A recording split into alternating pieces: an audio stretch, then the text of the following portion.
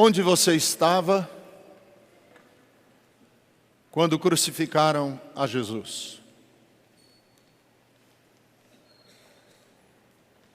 Que grupo você participou quando crucificaram a Jesus? Marcos, o primeiro evangelho a ser escrito, o segundo, na ordem em que eles estão postos na Bíblia, capítulo 15, versículo 39, apenas um versículo. Eu quero ler para vocês hoje. Quando o centurião, que estava em frente de Jesus, ouviu o seu brado e viu como ele morreu, disse: realmente, este homem era o Filho de Deus.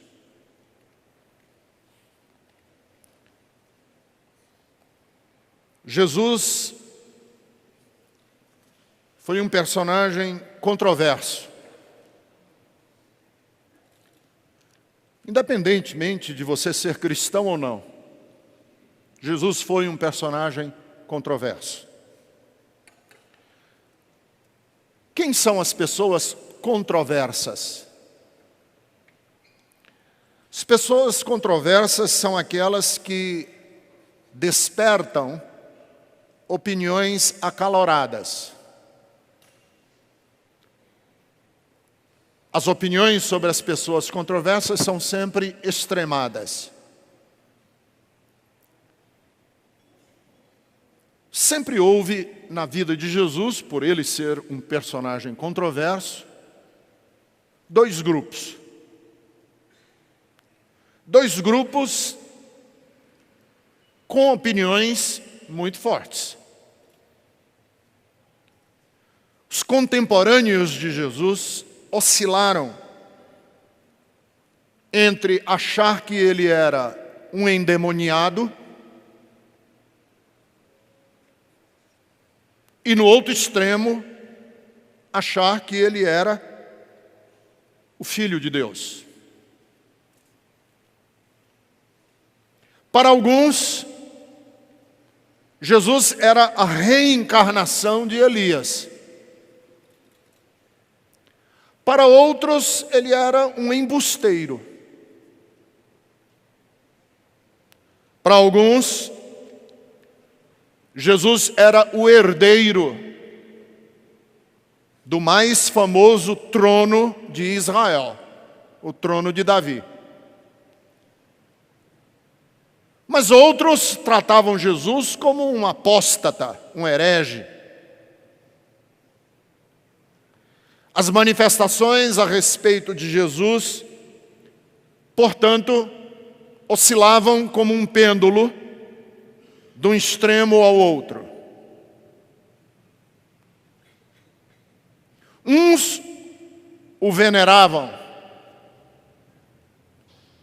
Teve um grupo que venerou ou tentou venerar Jesus, gritando da porta da casa onde ele estava: bem-aventurados os seios que te amamentaram. Mas havia um outro grupo que tentava empurrá-lo de um precipício para ele morrer.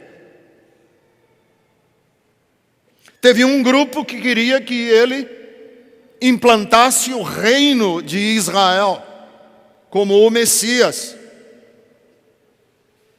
E teve um outro grupo, como os habitantes da cidade de Gadara, que o expulsaram da sua cidade e disseram: não mais aqui. Tinha gente que corria atrás de Jesus, como houve um grupo que correu atrás dele até o pôr do sol e ficou sem comida. Mas havia um outro grupo que, quando ouviu o discurso de Jesus, e era um discurso duro, esse grupo começou a abandoná-lo. Portanto, nos evangelhos, Jesus é um personagem controverso, porque ele suscita reações as mais diversas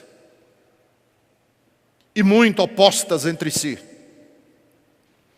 Agora, a ironia do evangelho é que aqueles que deveriam conhecê-lo, reconhecê-lo, admirá-lo, o rejeitavam. E aqueles que deveriam ser ignorantes a respeito dele, o acolhiam. Os judeus que estudavam as Escrituras e que tinham já intuído sobre a lógica de um homem dar a sua vida pela salvação de Israel,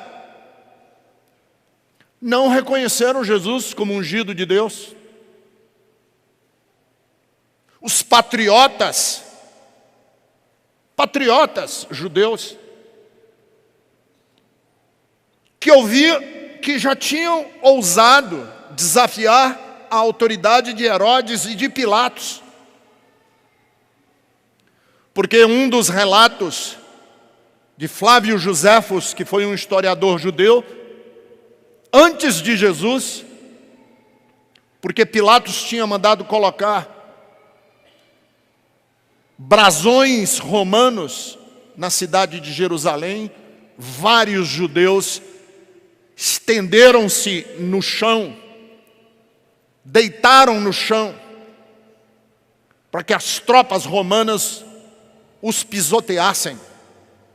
Tamanho era o patriotismo desses judeus. Pois esses judeus, que eram patriotas, e que tinham já demonstrado patriotismo ao se deitarem diante de tropas romanas para elas pisotearem eles, quando viram Jesus, não tiveram vergonha nenhuma de dizer no tribunal em que Jesus foi acusado que eles não tinham outro rei senão César. Os fariseus, que eram estudantes da lei, contam algumas fábulas, contam algumas parábolas, contam algumas histórias de Israel, que alguns meninos fariseus, quando faziam o bar mitzvah, que é o rito de iniciação, é o crisma, você que é de tradição católica e foi crismado, o judeu, em vez de crismar, ele faz o bar mitzvah. Algumas crianças, filhas de fariseus, ao cumprirem o bar mitzvah, sabiam decorado Gênesis, Êxodo, Levítico, Número e Deuteronômio. Decorado os 5 primeiros livros da Bíblia. Pois esses fariseus zelosos que eram com a lei, não perceberam, não aceitaram, quando Jesus levantou o sarrafo para além da lei, para o amor. Quando Jesus disse, ouviste que foi dito, não matarás, eu, porém, vos digo, aquele que guardar ódio no coração, já cometeu assassinato. Eles não entenderam, não alcançaram, não perceberam. Então Jesus, quer dizer, o grupo que deveria perceber que Jesus era diferente, não percebeu. Esse grupo o rejeitou. E o rejeitou por razões muitas vezes bobas. Ele curava num sábado. Nós não queremos você, por quê? Porque você cura no sábado. Olha que coisa mais tosca. Nós não queremos você, porque a gente aceita que você cure, mas a gente não aceita que você tenha autoridade para perdoar pecados. Rejeitaram Jesus. Essa é a ironia do Evangelho. Que eles não conseguiam aceitar Jesus, porque Jesus era de Nazaré, porque Jesus era filho de uma menina camponesa, era uma adolescente, Maria era uma adolescente camponesa. E eles disseram: como que nós vamos aceitar este homem, cuja mãe é Maria, e cujos irmãos são Tiago, Judas, Simão e José? Como que nós vamos aceitar esse homem como sendo o nosso Senhor? Então, havia um grupo que era para aceitar e não aceitou. Mas havia um outro grupo, um grupo de periferia. Uma periferia do sistema, uma periferia das margens sociais. O grupo dos arredores econômicos. O grupo que não tinha bom trânsito nos tapetes do poder, um grupo de excluídos, um grupo de discriminados, um grupo que sofria preconceitos. E essa é a grande ironia do Evangelho. Esse grupo percebeu que Jesus era Deus entre nós. Um mendigo numa cidadezinha michuruca chamada Jericó, ele se chamava Bartimeu, cego, mendigo, esmoléu, pedindo esmola numa calçada. Jesus passou por ele, e esse Bartimeu, esse cego, esse mendigo, esse pedinte, gritou da calçada: Jesus, filho de Davi, tem misericórdia de mim. Um homem que vivia em sepulcros. A vida dele era tão miserável, tão desgraçada, que a casa dele era dentro de uma sepultura, dentro de um cemitério. Atormentado de demônios, esquizofrenia e doenças de toda espécie, ele sofria na alma. Se cortava, se lacerava, se automutilava.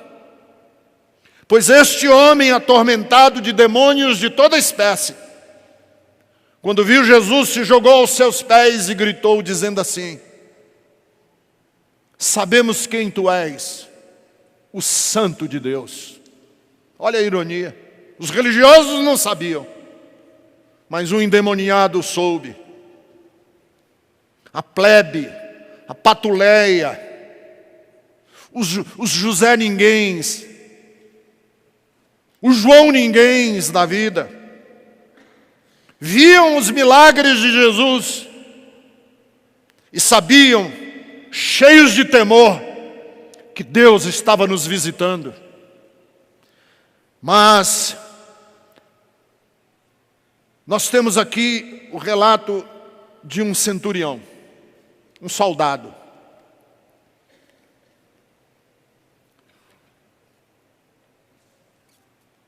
Porque na cruz, e diante da cruz, também houve dois grupos. Os evangelhos falam de dois tipos de reação à cruz. E essa é a minha pergunta hoje à noite, para você que está aqui e para você que nos acompanha pela internet. Em qual grupo você faria parte? Teve um grupo que na cena do Calvário foi frio, cínico. Teve o espírito de linchamento. Teve um grupo tomado do espírito de linchar, de matar. E é interessante porque o relato dos eventos e das falas que aconteceram em torno da cruz falam de dois grupos distintos. Tem um grupo que tem Judas, que o vendeu. Tem Pedro, que o negou. Tem Pilatos, que o sentenciou. Tem Herodes, que zombou e escarneceu. Tem Caifás, que o difamou. Tem um grupo em que os soldados fazem parte, porque os soldados tripudiam. O texto diz que quando Jesus foi crucificado, esbofetearam a cara dele, cuspiram no rosto dele. E para escarnecer, para zombar, colocaram uma coroa de espinhos na cabeça. A coroa não era propriamente para machucar. A coroa era para mostrar o seguinte: César tem uma coroa de ouro, mas a coroa de vocês, judeus, é uma coroa feita de espinhos. Deram para ele um cetro feito de cana. E depois que bateram no rosto dele, que o rosto estava cheio de hematomas, e os hematomas se misturaram com a saliva do cuspe, viraram Jesus para a multidão e disse: está aqui o rei de vocês. Está aí um grupo. É o grupo que escarnece, é o grupo que zomba, é o grupo frio, é o grupo cínico, é o grupo que tem gosto de sangue na boca, é o grupo que gosta de destilar ódio, é o grupo que tem rancor na alma, é o grupo que odeia. Mas tem um outro grupo. E neste outro grupo, é muito interessante que diante da cruz, e no evento da cruz, só duas pessoas falaram, além de Jesus. Falou o ladrão, que na tradição popular católica ele é chamado de Dimas, e na tradição evangélica é chamado de bom ladrão.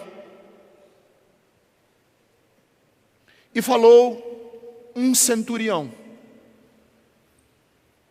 Interessante, duas pessoas falaram. O ladrão olhou para Jesus e disse: lembra-te de mim, quando entrares no teu reino. O outro ladrão, que falou também, mas faz parte do outro grupo. Faz parte do grupo que escarnece. Eu digo do grupo que falou positivamente. Só dois, o Dimas e o centurião. É interessante que a Bíblia não diz que Pedro falou alguma coisa quando Jesus estava sendo crucificado. Nada se ouviu de João. Jesus falou a João, mas não João falou para ele. E aqui nós temos duas falas positivas. É a fala do ladrão, que cá entre nós, ele não é um bom ladrão. Não existe isso de bom ladrão. Ladrão é ladrão. Ladrão é ladrão no governo, é ladrão, ladrão é ladrão. E tem o executor da pena, que é um centurião. Porque se as vozes foram em sua imensa maioria negativas diante da cruz, por exemplo, o Sinédrio, quando soube que Jesus estava sendo crucificado, disse que era legítimo matá-lo, porque ele era um apóstata. Está escrito em Marcos 14:53. Diante da cruz, Pilatos, quando disse: está aí o rei de vocês, ele não está reconhecendo que Jesus é rei, ele está zombando, ele está escarnecendo. Olha aí o rei de vocês. Os soldados que chegaram ao ponto de uma frieza humana, que eu não chamo de humana, eu chamo desumana, tremenda, que diante de um homem sendo executado, um homem sendo morto, diante de uma cena grotesca de assassinato, eles estavam jogando sorte sobre a capa do homem que acaba de morrer, ou que está em vias de morrer, que acaba de ser executado, ainda está agonizando, e eles estão jogando, pingando sangue e ele jogando. Olha a tamanha frieza. Olha como é possível uma alma se bestializar, um ser humano se tornar bárbaro. Mas aí a gente ouve a declaração desse centurião, que é a mais improvável de todas as declarações. Completamente improvável. Pela circunstância, pelo local, pelo que ele acabou de fazer, porque foi ele quem gerenciou a morte de Jesus. E quando termina o rito de crucificação, que era uma forma antiga de tortura e de morte, ele diz assim: realmente este homem era o Filho de Deus. O sacerdote não viu isso, Pilatos não viu isso, o poder não viu isso, e um centurião viu, percebeu. É a mais improvável de todas as constatações. Por quê? Porque ele era romano. Não tinha nada a ver com a expectativa judaica de um Messias. Ele era romano.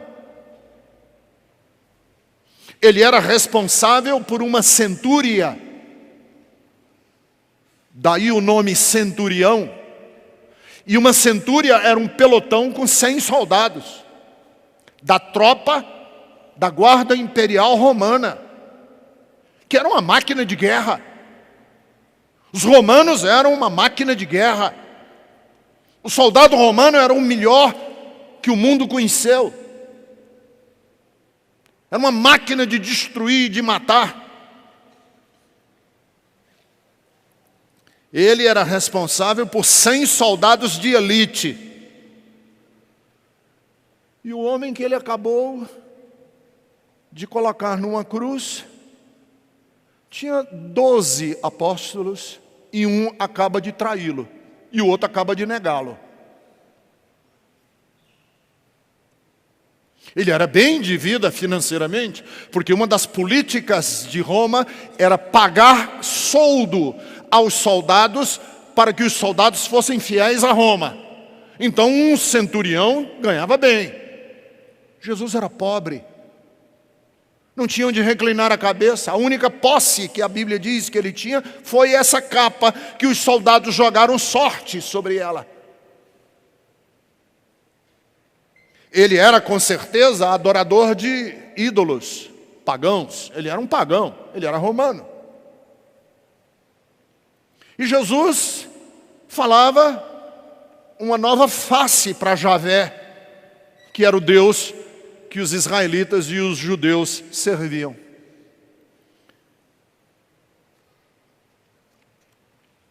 E esse romano, centurião, chefe de soldados, rico, abastado, com autoridade, olha para Jesus. O texto diz que ele estava diante de Jesus e ouvindo o brado de Jesus antes de morrer, falou: este homem verdadeiramente era o Filho de Deus.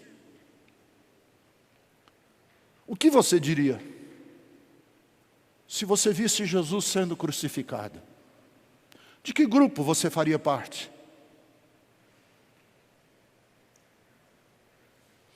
E a minha pergunta é: o que foi que tocou no coração desse centurião? Que transformou ele de um soldado bárbaro num homem sensível? O que foi que aconteceu com este centurião? Que diante da morte de Jesus ele disse: este é o Filho de Deus. O que o fez ver? O que fez ele se colocar no lado minguado, pequeno, diminuto, daqueles que estavam do lado de Jesus? O texto nos diz que 3 coisas ele viu. 3 coisas. A primeira, o texto diz que ele viu o sofrimento de Jesus. O texto diz assim: como ele viu o jeito que Jesus morreu, a dor que ele passou, e a elegância com que ele enfrentou o ódio, o rechaço, a grandeza, a fineza, como ele enfrentou aqueles que xingavam, que cuspiam. Vendo o sofrimento de Jesus e a maneira como ele reagiu,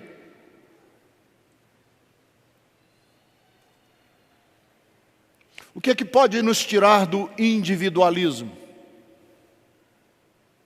O que pode nos poupar dos nossos preconceitos?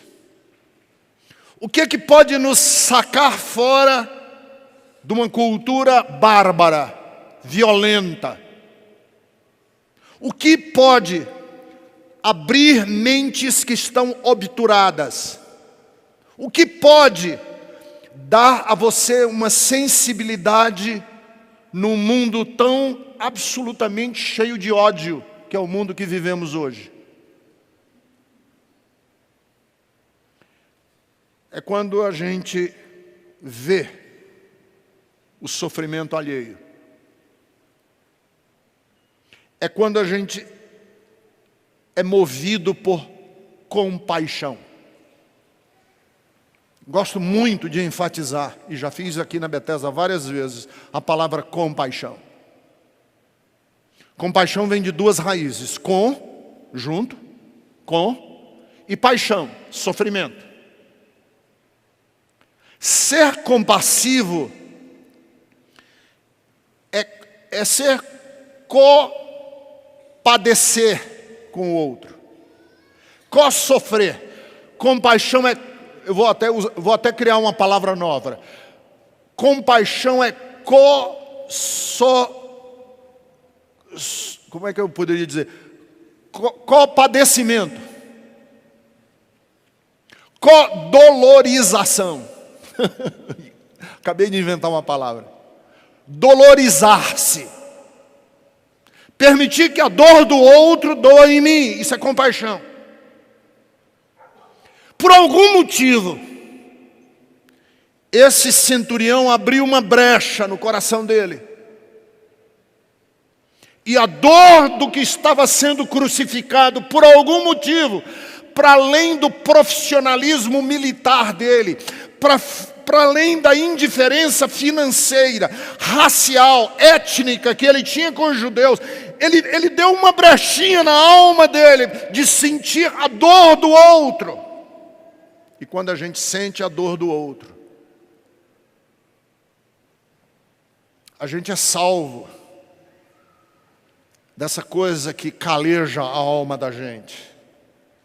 O profeta da antiguidade judaica dizia que um dos grandes objetivos de Deus conosco é transformar os nossos corações de pedra em corações de carne, sensível.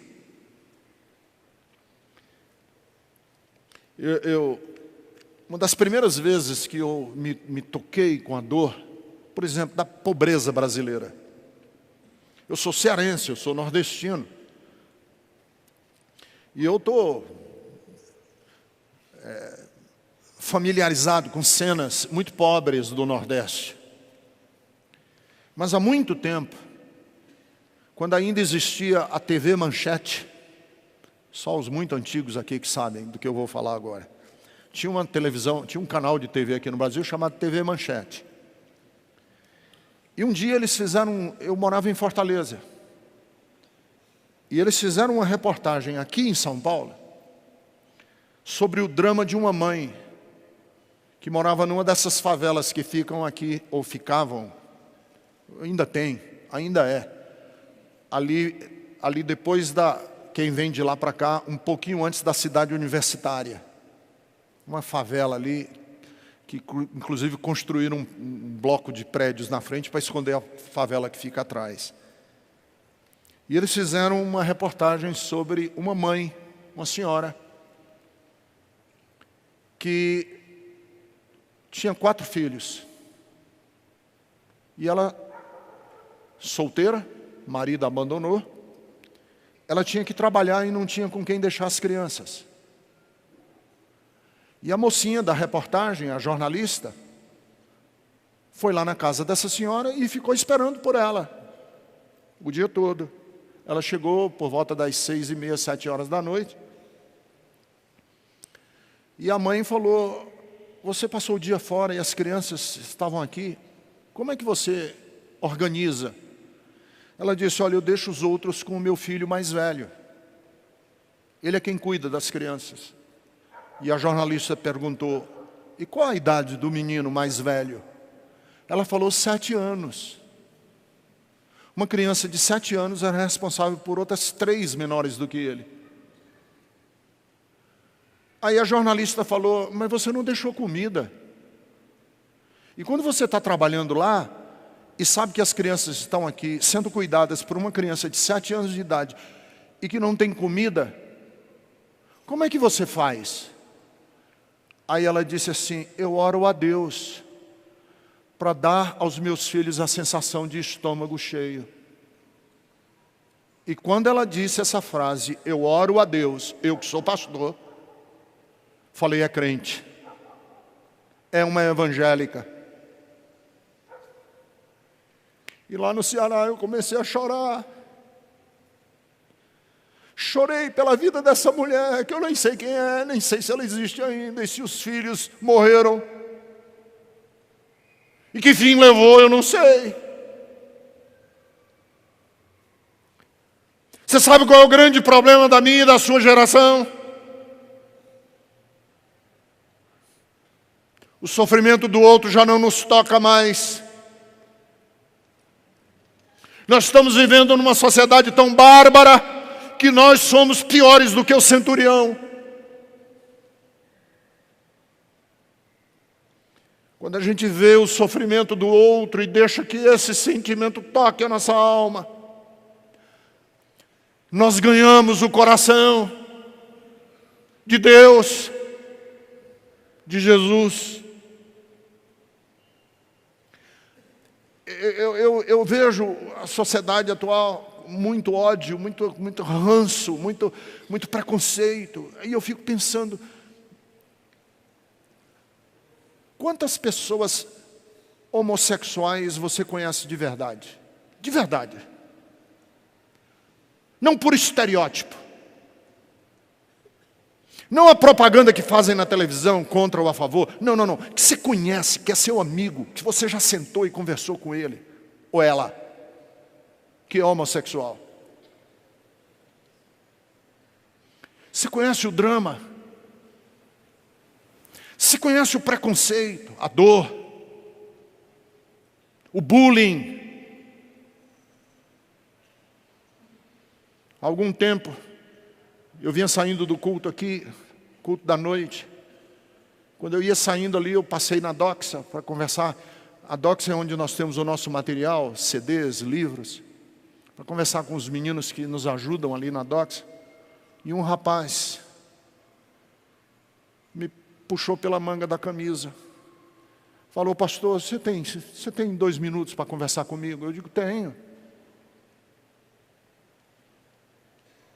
Ele falou: pastor, eu sou homossexual. Sou do Ceará. Como o senhor vê, eu sou negro. Ele olhou para mim e disse: pastor, você tem ideia do que é ser nordestino, negro, pobre, morar numa favela e ser homossexual. Eu olhei para ele e disse, não, eu não tenho ideia. Ele disse, pastor, a minha vida inteira eu fui tratado como um lixo, e eu queria saber se nessa igreja eu vou ser também tratado como um lixo. Eu digo, não, meu irmão, aqui não. Aqui todas as pessoas são queridas e amadas, e eu garanto a você que do púlpito da Bethesda você nunca vai ouvir uma piada, você nunca vai ser discriminado, você nunca vai ter um dedo esticado na sua cara. Deixa eu perguntar para você. Quantas vezes você já conversou com um refugiado? Um imigrante? De verdade, você sentou com um imigrante que fugiu do seu país?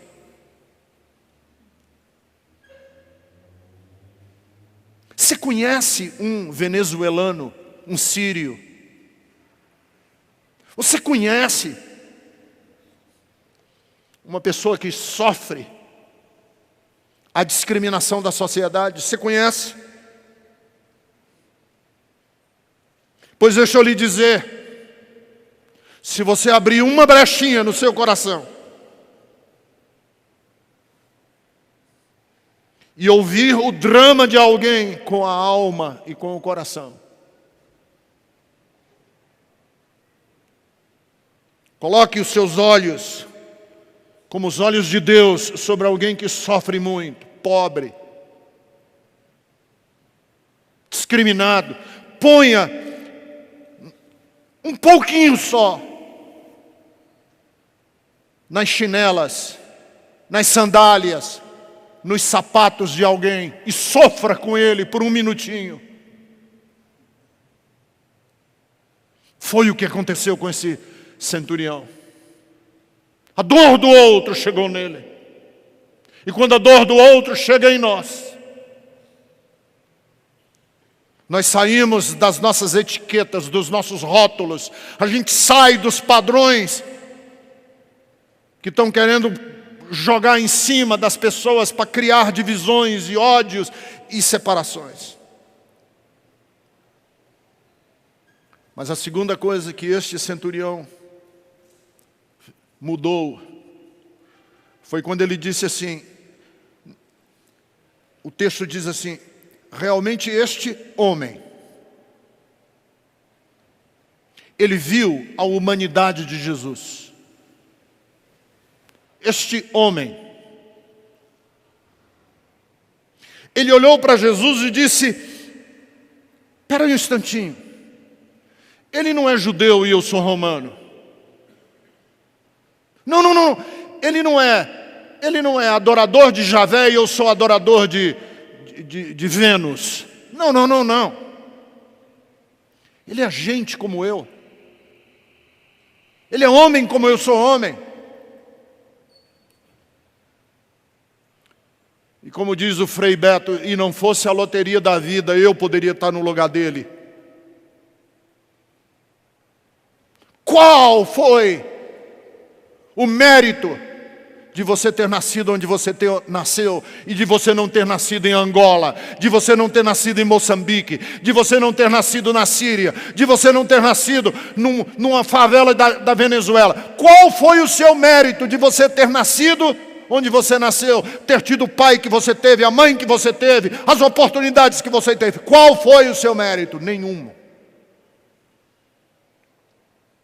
Ele olhou para Jesus e disse, ele não é pior do que eu? Realmente este é um homem. Tem um filósofo judeu chamado Martin Buber. E o Martin Buber, ele é hermético, ele é difícil de entender, ele não é fácil não. Mas a filosofia de Martin Buber, eu vou fazer aqui uma explicação bem de almanaque para vocês. Ele diz o seguinte, o grande problema da humanidade é que ao invés da gente se relacionar com as pessoas como um eu, tu, a gente se relaciona com eu, isso. Por exemplo, quando eu olho para alguém e digo assim, é o motorista, Eu não estou me relacionando com o tu, eu estou me relacionando com isso, motorista. Quando eu digo assim, não, é o garçom, eu não estou me relacionando com o eu, tu. Eu estou me relacionando com o eu, isso, garçom. Porque o garçom aqui é um adjetivo. É um rótulo. E numa sociedade cheia de preconceito, como é a sociedade brasileira, o eu, isso, às vezes vem carregado de preconceito. Eu e um varredor de rua. Quem é varredor? Varredor de rua. Eu, policial. Eu, polícia. Eu, médico. Eu, pastor evangélico. Eu, padre. Mas por detrás desse garçom, desse varredor de rua, desse pastor, desse padre, desse médico, desse policial, dessa costureira, por detrás tem um tu. Tem um tu. E quem é o tu? É o ser, é a pessoa que tem pai e mãe, tem coração, tem traumas, é uma pessoa.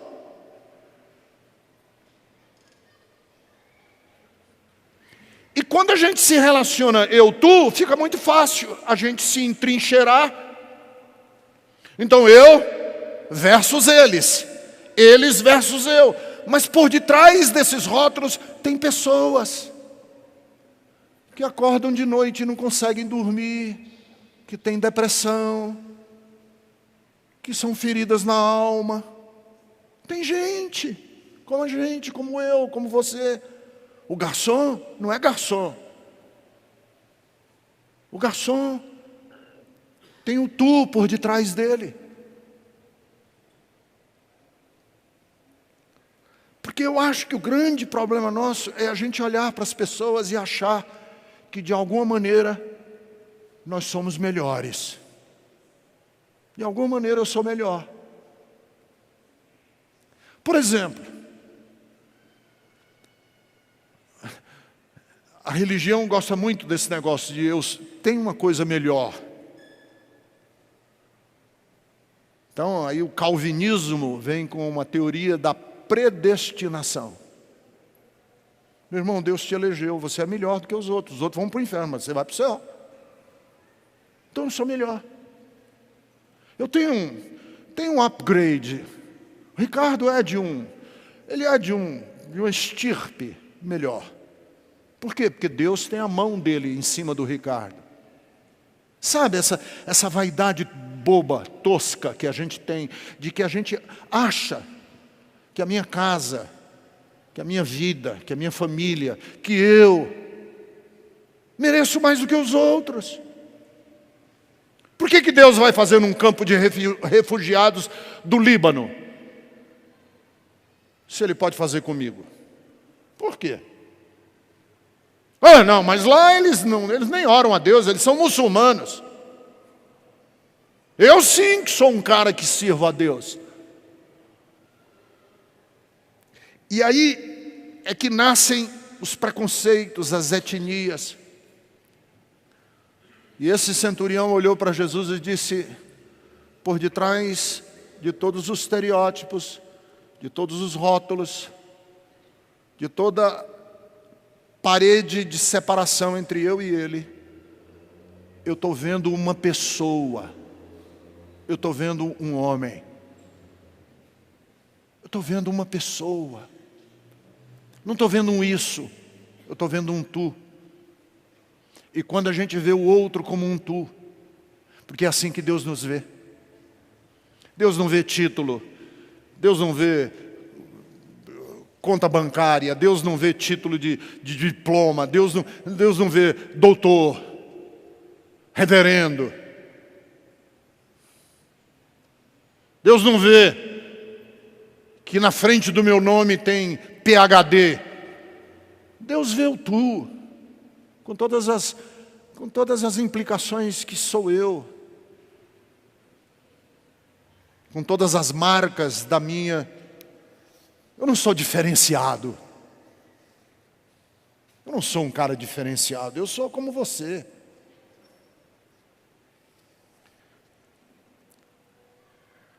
E por último, o que foi que esse centurião viu em Jesus?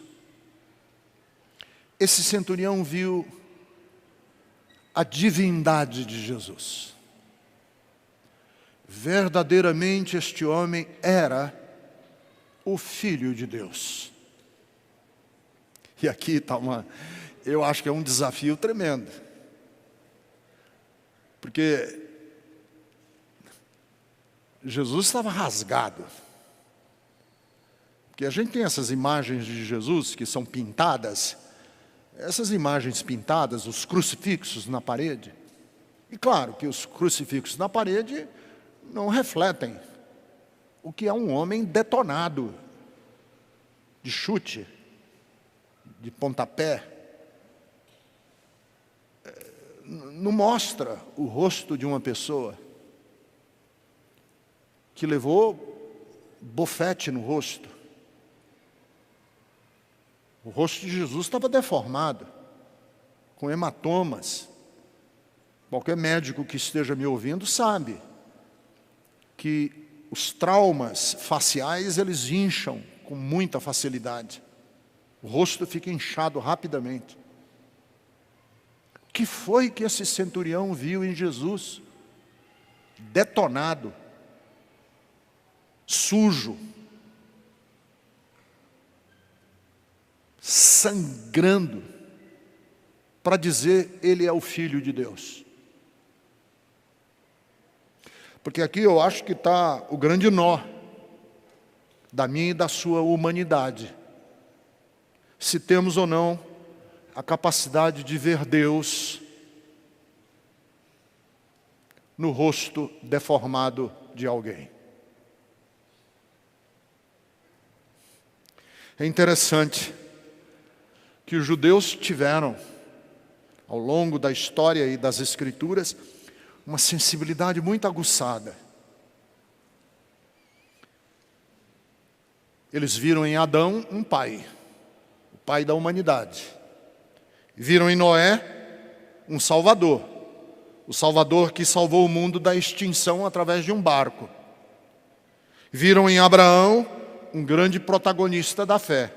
Viram em Jacó um homem que passa por uma metamorfose de um safado em um príncipe. Viram em Moisés um estadista libertador. Viram em Davi um menino que vence uma improvável luta contra um gigante e se torna rei. Viram em Esdras um grande reformador da religião. Viram em Elias um profeta que oscila entre a violência e a delicadeza e a sutileza. Viram em Jeremias um homem que se desmanchou em lágrimas em nome de Deus. E eles não conseguem ver em Jesus o Filho de Deus? Como que aqueles que estavam com Jesus não conseguiram ver o rosto de Deus quando ele falou para uma mãe viúva, já viúva, que estava a caminho de enterrar o único filho que ela tinha? Na cidade de Naim, e ele toca na mão daquela mãe e diz assim: mulher, não chore mais. Não conseguiram ouvir Deus nessa frase? Não conseguiram ver Deus? Quando Jesus disse: eu vou percorrer todas as cidades de Israel até que o último seja alcançado, não conseguiram ver Deus. Quando ele olhou para as cidades e disse: eu vejo as multidões como ovelhas sem pastor, não conseguiram ver Deus. Nos gestos compassivos e amorosos. Por quê? Porque é muito difícil para nós vermos Deus nas ações cotidianas de pessoas, e nos gestos, e na elegância, e na postura das pessoas. A gente não consegue ver Deus.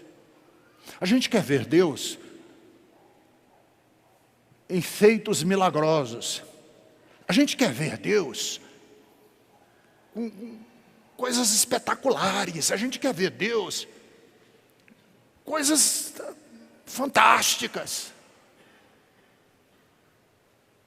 E este centurião conseguiu ver Deus no porte, na fala, na elegância, no comportamento de Jesus, num momento tão difícil. Ele olhou e disse: este homem é o Filho de Deus.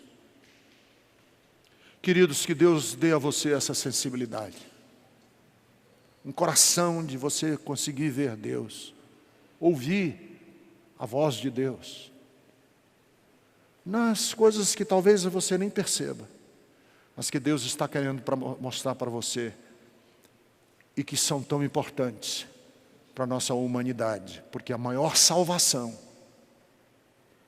uma das maiores salvações, não vou dizer a maior, porque essa coisa do Gondim, falar assim, a maior. Uma das maiores salvações que nós temos na Bíblia é a desse centurião, que conseguiu que o coração de pedra dele, soldado profissional, rico, poderoso, representante do maior império que o mundo já conheceu, visse o rosto de Deus pregado numa cruz. Eu não sei quantas pessoas eu vou ver lá no céu, mas esse cara eu sei que vou. Porque um homem que tem essa sensibilidade está com Deus, tenho certeza absoluta. E é essa salvação que eu quero para a sua vida. Fique em pé, eu quero orar com você hoje à noite.